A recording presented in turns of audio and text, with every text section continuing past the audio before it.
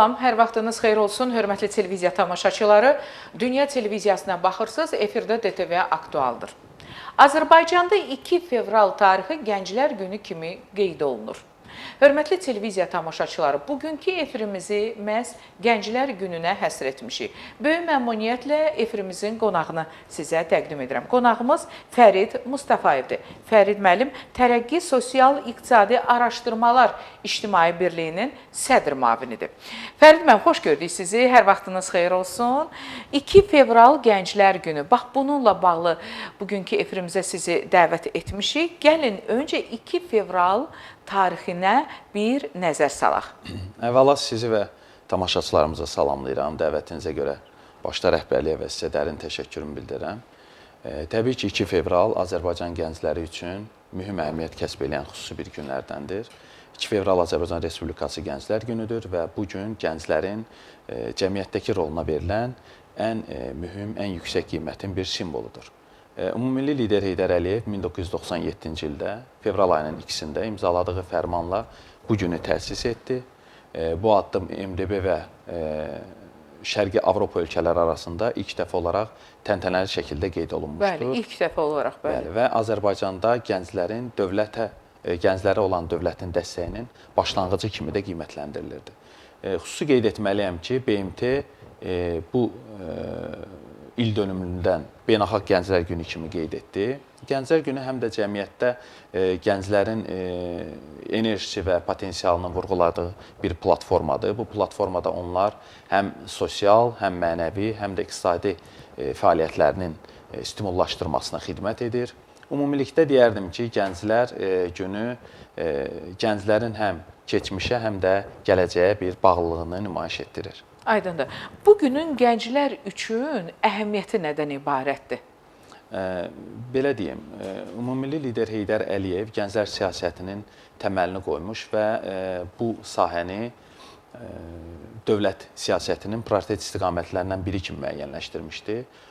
Dahi lider bütün görüşlərində gənclərə xüsusi önəm verirdi və o daim çıxışlarında Azərbaycan gələcəyini gənclərin gözü ilə görürdü və Azərbaycanın gələcəyinin formalaşmasında onları bir sosial qüvvə kimi qiymətləndirirdi. Və dövlətin quruculuğunda onların xüsusi rolunu önəmsəyirdi və qiymətləndirirdi. Heydər Əliyev gənclərlə görüşlərini təbii ki, ikinci dəfə xalqın təkidli dəstəyi ilə hakimiyyətə qayıtdıqdan sonra görüşləri sistemli və məqsəd yönlü idi və 1994-cü ildə Gənclər və İdman Nazirliyinin təsis edilməsi birbaşa gənclər siyasətinin başlanğıcı kimi dəyərləndirildi. Daha sonra 1996-cı ildə keçirilən Azərbaycan gənclərinin birinci forumunda artıq gənclərə tarixi bir, ciddi bir vəzifələr həvalə olundu və bu forumda onlar həm də öz milli maraqlara sadiqliyini və məsuliyyət hissi ilə yetişməsində böyük rol oldu. Təbii ki, bu birinci forumun məqsədi yönlü bir strategiyası vardı ki, 1997-ci ildə bayaq da qeyd etdim, artıq Ulu Öndər Heydər Əliyev 2 fevral tarixini öz fərmanı ilə imzaladı və bunu Azərbaycan Respublikasının Gənclər Günü kimi qeyd etdi. Təbii ki, Ulu Öndər Heydər Əliyev gənclərin ən əsası ideoloji və mənəvi inkişafına da böyük önəm verirdi. Onun təşəbbüsü ilə gənclərimiz xaricdə təhsil alırdılar, mədəniyyət, idman və digər sahələrdə də fərqlənirdilər. Və bu strategiya, bu siyasət gənclərin cəmiyyətdəki mütəşəkkil qüvvə kimi formalaşmasında da xidmət etdi. Nəticə etibarilə Heydər Əliyev strategiyası gənclərin gələcək uğurları üçün bir möhkəm bir zəmin yaratdı. Aydındır. Fərid müəllim, Ümummilli liderimiz ikinci dəfə siyasi hakimiyyətə gəldikdən sonra, belə deyək, həmin dönəmdə xalqın təkidi ilə ümummilli lider hakimiyyətə qayıdır və həmin dönəmdə gənclərimiz də pərəm-pərəm olmuşdu. Və gəncləri bir araya toplamaq, onları gələcəyə hazırlamaq, gələcəyi inamla addımlasınlar deyə o birlikdə işlərin görülməsi bu bir mesaj idi, gələcəyə verilən bir mesaj idi və illər keçir Vətən müharibəsi. Bəli. O Vətən müharibəsi ki, həmin Vətən müharibəsində gənclərimiz öndə oldular və canlarını da fəda etdilər. Vətən müharibəsi ilə bağlı fikirlərimizi bölüşəcəyik, amma öncə gəlin Vətən müharibəsinə qədər gedən yol. Azərbaycan Respublikasının Prezidenti İlham Heydəroğlu Əliyev cənablarının apardığı gənclər siyasəti, onun dönəmində, onun dövründə prezidentliyə keçdiyi dövrdən bugünə qədər yetişən gənclər, gəlin bax o gənclərdən danışaq. O gənclər idi ki, Vətən müharibəsində canlarını fəda verdilər. Düzgün vurğuladınız. Təbii ki, Prezident İlham Əliyev gənclər siyasətinin ulu öndərin qoyduğu təməldən üzərindən daha da təkmilləşdirdi. Artıq 2003-cü ildən etibarən gənclərlə bağlı dövlət proqramları qəbul olundu. 2007-ci ildə Azərbaycan Respublikası ərazisində Gənclər ili elan olundu. Daha sonraki illərdə 2011-ci ildə Gənclər Fondu və 2013-cü ildən artıq gənclər üçün prezident mükafatı təsis olundu ki, bu da birbaşa ölkə başçısının gənclərə olan diqqəti və qayğısının ən yüksək göstəricisidir. Bəli, tam doğru. Və xaricdəki təhsil proqramları bizim gənclərimizin xaricdə nüfuzlu beynəlxalq universitetlərdə təhsil almaqlarını təmin etdi. Dövlət hesabına. Təbii ki, dövlət hesabına təmin etdi və bu təşəbbüslər gənclər daxilində həm təhsil, həm yaradıcılıq və liderlik qabiliyyətlərinin artmasına və inkişafına böyük bir səbəb yaratdı. Bundan əlavə olaraq biz qeyd edə bilərik ki, son dövrlərdə bizim nəzərimizdə olan yüksəliş müsabiqəsi kimi layihələr gənc rəhbərlərin üzə çıxmasına və kadr ehtiyatının formalaşmasına xidmət edir. Ümumilikdə mən cənab Prezident İlham Əliyevin gənclər siyasətini bir cümlə ilə bu cür qeyd edərdim. Cənab Prezident İlham Əliyevin gənclər siyasəti gənclərin potensialının maksimum üzə çıxmağa yönəlmiş bir məqsədyönlü bir strategiyadır. Bəli. Gəlin açıq danışaq. Əvvəllər, misal üçün, gənclərdən danışırıqsa, onların işlə təmin olunmasında problem var idi. Amma bugün bütün qapılar gənclər üçün açıqdır. Lazımdır ki, savadlı olasan, yəni dünya görüşün geniş olsun və qapılar sənin üzünə açıqdır. Yeni iş yerləri açılır. Müasir, belə deyək, iş yerləri var ki, həmin iş yerlərində onlar çalışırlar və yüksək də əmək haqqı alırlar. Öz beyinlərinin məhsulunu verib, işləyirlər, çalışırlar, özləri üçün karyera qururlar, gələcəklərini müəyyənləşdirirlər. Elə deyilmi? Bəli. Buyurun. Yaxın tarixə nəzər salsaq, Azərbaycan tarixinin şanlı, şərəfli, hətta deyərdim qızıl hərflərlə, silinməz hərflərlə yazılan tarixi hadisələrin şahidi olduq. Bu tarixi hadisələrin ən mühümünü biz 44 günlük Vətən müharibəsi kimi qeyd edə bilərik. Laçın-Xankəndi yolunda olan ekoloji aksiyanı və növbəti mərhələdə 24 saatdan da az müddətdə olan antiterror əməliyyatları oldu ki, bu bizim dövlətimizə, xalqımıza, millətimizə, suveren Azərbaycanımızın təmin olunmasını gətirib çıxartdı. Təbii ki, gənclərimiz 44 günlük Vətən müharibəsində həm ön cəbhədə, həm arxa cəbhədə böyük rəşadət, böyük qəhrəmanlıq göstərərək, hətta canlarından belə keçməyə hazır oldular. Mən şəhidlərimizə Allahdan rəhmət diləyirəm, qazilərimizə Allahdan can sağlığı diləyirəm. Bu qələbəni biz Ali Baş Komandanın rəhbərliyi ilə əskərlərimiz, zabitlərimiz, şəhidlərimiz və qazilərimizin və mülki əhalinin hesabına qalib olduq. Laçın və Xankəndi yolunda və digər ekoloji aksiyalarda da gənclərimiz ictimai fəallıqların yüksək nümunəsini göstərdilər. Mən özüm ekoloji aksiya iştirakçısı və qrup rəhbərliyi olaraq qeyd etməliyəm ki, ekoloji aksiyada olan gənclərimiz əli yalın, silahsız, o maneələrin qarşısında gecə-gündüz demədən, soyuq boran bilmədən öz tələblərinin yerinə yetirilməyənə qədər addımlarını bir addım belə geri çəkməyən gənclər idi. Məhz cənab Prezident də vurğuladığı kimi, bu gənclərlə xalqımız fəxr edir və onlar gələcəyimizin təminatçısıdır. Bu da onu göstərir ki, Azərbaycan gənci cəmiyyətin bütün sahələrində öz məsuliyyətlərini ciddi qəbul edirlər və ölkənin dinamik inkişafına böyük töhfələr verirlər. Aydındır. Birinci Qarabağ müharibəsində döyüşən də bizim gənclər idi. İkinci Vətən müharibəsində döyüşən, şəhid olan da bizim gənclərdir. O dövrün gənclərinin övladları, bax, bu illərdə onlar öndə oldular və ən əsası o idi ki, onlar dəmir yumruq ətrafında birləşdilər. Hələ müharibə başlamamışdan da öncə elə gənclər idi deyən ki, cənab prezident, əmr verin, sizin yanınızdayıq. Cənab prezident, sizin əmrinizi gözləyirik. Bəli, əmr verildi, Vətən müharibəsi başlandı və onlar Vətən müharibəsində döyüşdülər. Şəhidlərimiz də oldu, Allah onları rəhmət eləsin, qazilərimiz də var, veteranlarımız da var və dövlətimiz hər zaman şəhid ailələrinin yanındadır, qazilərimizin yanındadır, veteranların yanındadır.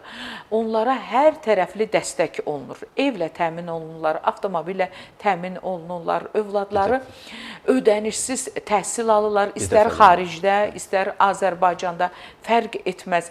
Yəni, onların bütün problemlərində dövlət onun yanındadır. O gənclərin yanındadır, o gənc şəhidlərin ailələrinin yanındadır, o veteranların, o qazilərin yanındadır, onların ailələrinin yanındadır. Çünki biz birlikdə güclüyük. Elə deyilmi? Bəli, bəli. Buyurun. Mən xüsusi qeyd etmək istəyirəm ki, bu müharibələr dövründə Azərbaycan gəncinin göstərdiyi şücaət bir daha sübut elədi ki, onlar vətənpərvərlik ruhunda yetişmiş bir nəslin nümayəndələri olduqlarını bütün dünyaya sübut etdilər və həmin o gənclər məhz cənab prezident İlham Əliyevin prezidentlik dövründə boya başa çatan, təhsil alan 20-25 ildə yetişən gənclərdir. İnkişaf edən gənclərimiz idi. Bəli, tamamilə doğrudur. Qərbi Azərbaycanla bağlı, Qarabağla bağlı konsepsiyalarda da gənclərimiz belə necə lazımdır, öndədirlər. Gəlin bu mövzuya da toxunaq. Çox gözəl mövzudur.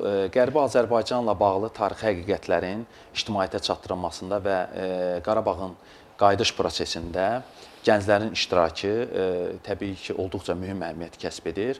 Məhz gənclər bu ideyanın daşıyıcısı və gələcəkdə icraçıları kimi çıxış edirlər. Qarabağa böyük qayıdış konsepsiyasında gənclər həm könüllü fəaliyyətlərlə, həm də ictimai-siyasi təşəbbüslərlə fəal iştirak edirlər. Azad olunmuş ərazilərimizdə bərpa və yenidən qurma işlərində gənclərimizin intellektual və fiziki əməyi həddindən artıq çox vacibdir. Belə deyim, Qarabağa qayıdış eyni zamanda həm də ideoloji və mənəvi qayıdışdır və bu missiyanın da daşıyıcıları məhz elə Azərbaycan gəncləridir. Qərbi Azərbaycandan deportasiya olunan soydaşlarımızın hüquqlarının müdafiəsi və tarixi abidələrimizin bərpasına gəldikdə isə bizim gənclərimiz bu istiqamətdə informasiya mübadiləsində çox geniş iştirak edirlər. Onlar sosial media və beynəlxalq platformalarda bu həqiqətləri dünyaya çatdırmağa çalışırlar. Hətta cənab prezident İlham Əliyevin qayıdış strategiyasında gənclərin maarifləndirməsi və ən əsası da ideoloji baxımdan hazırlığı əsas prioritetlərdən biri idi. Burada ən əsas mövzu gənclərin milli maraqlara yiyələnməsi və tarixi varisliyin qorunub saxlanmasıdır. Bu da təbii ki, yenə də bizim Azərbaycan gənclərinin üzərinə düşür bu missiya. Tamamilə doğrudur. Azərbaycan gənc alimləri ilə dünyada tanınır.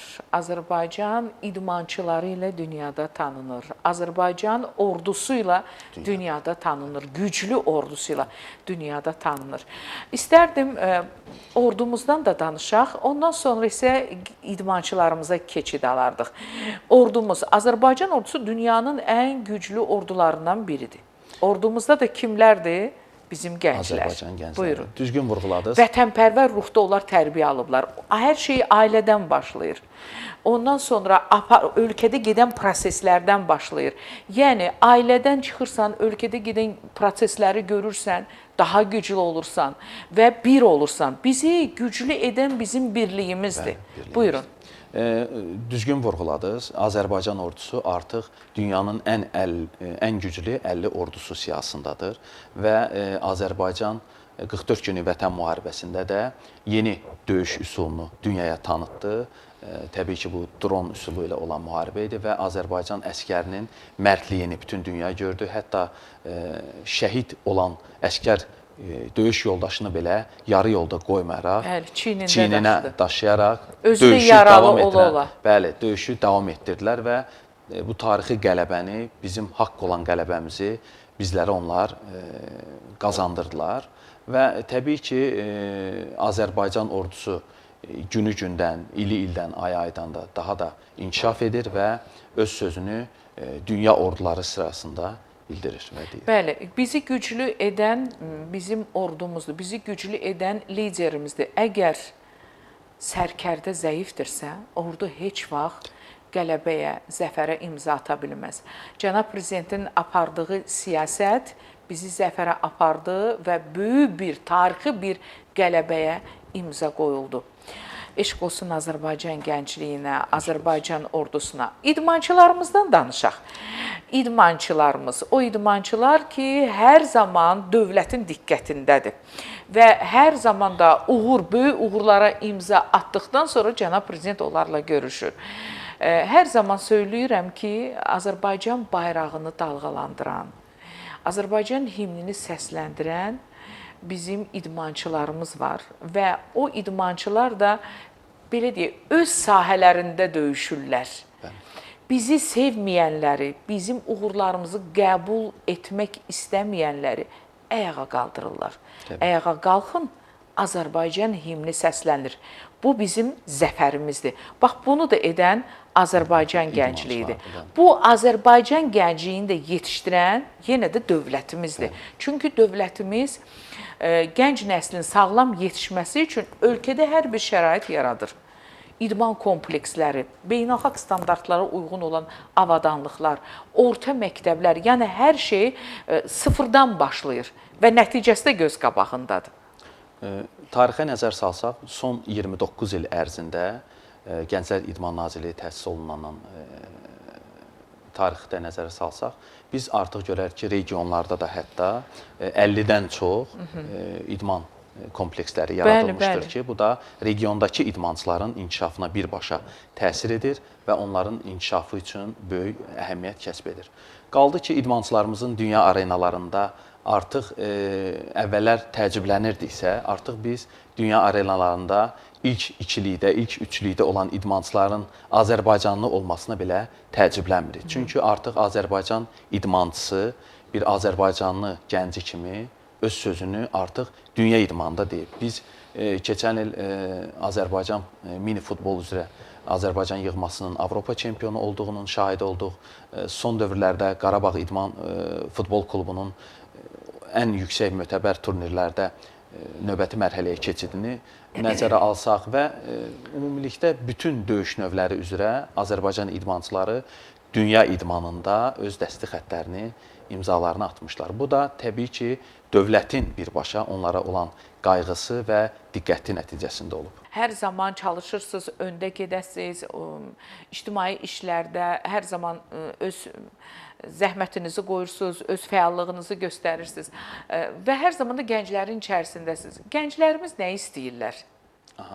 Bu gün, belə deyim, Azərbaycan gəncliyi dövlətimizin gələcəyinin bir təməlidir. Cənab Prezidentin sözləri ilə desək, mənim gənclərə xüsusi münasibətim var, siz mənim ürəyim sizinlədir, siz bütün işlərinizdə mənə arxalana bilərsiniz, mən də sizə arxalanıram. Bu etimad gəncləri məsuliyyətli və daha da təşəbbüskar edir.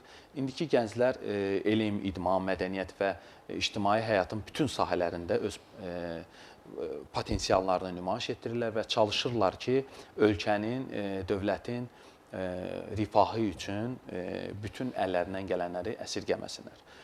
Beləliklə, mən deyərdim ki, artıq gənclərimiz həm cəmiyyətin, həm də dövlətin strateji bir tərəfdaşları kimi çıxış edirlər. Bu da onların fəaliyyəti ilə bağlıdır. Bu fəaliyyət Azərbaycanı güclü və müstəqil ölkə kimi möhkəmləndirir. Bugünkü gənclərimiz Azərbaycanın parlaq gələcəyini təmin edəcək və dövlətin siyasətinə böyük töhfələr verəcək. Və sonda bir gənclər üçün bir məsləhət də vermək istərdim ki, Azərbaycanlı və Azərbaycan gəncləri Ulu Öndər Heydər Əliyevin ideologiyasını daim işlərində rəhbər tutaraq, onun yeganə siyasi varisi olan cənab prezident, Ali Baş Komandan İlham Əliyevin ətrafında sıx birləşərək müstəqil, müasir, suveren Azərbaycanımızın sağlam və təhlükəsiz yaşaması, əbədi yaşaması naminə yumruğumuzu bir nöqtəyə vurmağa arzu və tövsiyə edirəm. Yaşasın Azərbaycan xalqı, yaşasın Azərbaycan gənci, Azərbaycan gəncinin Gənclər Günü mübarək olsun. Çox sağ olun, təşəkkür edirəm. Elə bu fikirlərlə də bugünkü efirimizi bitirək. Fərid müəllim, sizə minnətdaram və televiziya tamaşaçılarının da nəzərinə çatdırmaq istərdim ki, bugünkü efirimizin qonağı Fərid Mustafayevdir. Fərid müəllim Tərəqqi Sosial İqtisadi Araşdırmalar İctimai Birliyinin sədr müavinidir. Çox sağ olun ki, gəldiniz, minnətdaram sizə. Hörmətli izləyicilərimiz, bizə ayrılan efir vaxtı sona çatdı. Azərbaycan gəncliyi Azərbaycanın sabahıdır. Biz birlikdə güclüyük. Hər zaman dəmir yumruq ətrafında birləşib öz sözümüzü dünyaya çatdıracağıq. Bugünə bu qədər. Diqqətinizə görə təşəkkür edirəm. Sağ olun.